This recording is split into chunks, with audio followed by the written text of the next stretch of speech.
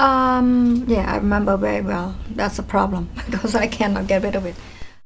My house was on the northern part of Phnom Penh. It still belonged to Phnom Penh, but it's like on the outskirts of Phnom Penh. Everybody knew that the communists gonna close in, and they have been closing in, and they have been shooting rockets into the capital city, to Phnom Penh. Personally, in my family, my father, on one hand, he did not believe that it will end soon. On the other hand, he sort of prepare. For me, the eldest, and the other two after me, he would make a bag. It would be like 1 or 2 pair of clothes, underwear, this toasted bread, some cookies or something, and the scarf, the kraman. He would put those bags in my armoire. He built an armoire for me, and in my armoire, my regular clothes on the top shelf and the bottom shelf, he would stick these bags, and he would tell us, honey, if something happened, just grab the bag. For that particular day, for some reason, it's like there's no bus, there's no taxi, there's not many cars, or maybe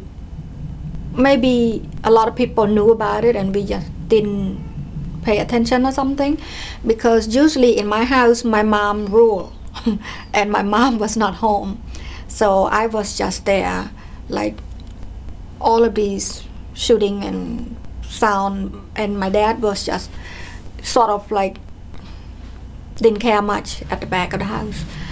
And all of a sudden, really, you heard some orders from far away, and then like neighbor tried to scream and said, they are coming, just hide, or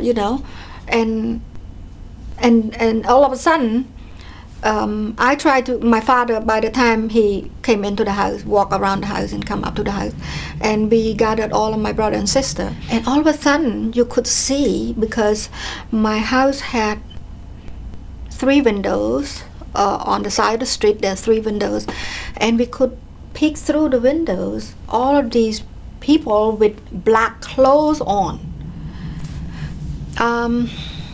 Before that day, we could see it depicted in the play, in the film about them, about the Khmer Rouge.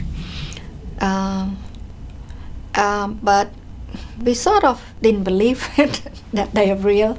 And then they came, and the first group who came is about these tall people, these teenagers. But, and we sort of like, wow, they're young people.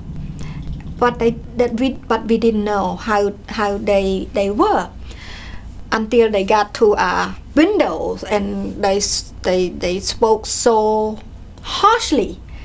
I forgot they called us, or they didn't call us at all. They just ordered, out, come out right now, come out. Who's in the house? Just come out.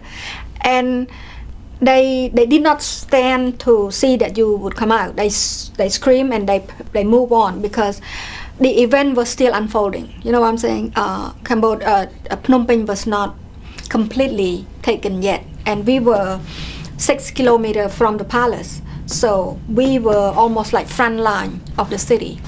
The next thing I saw, my neighborhood pharmacist, I still remember his name, skinny man with glasses, and I don't know what business he was doing at that particular moment. He was walking.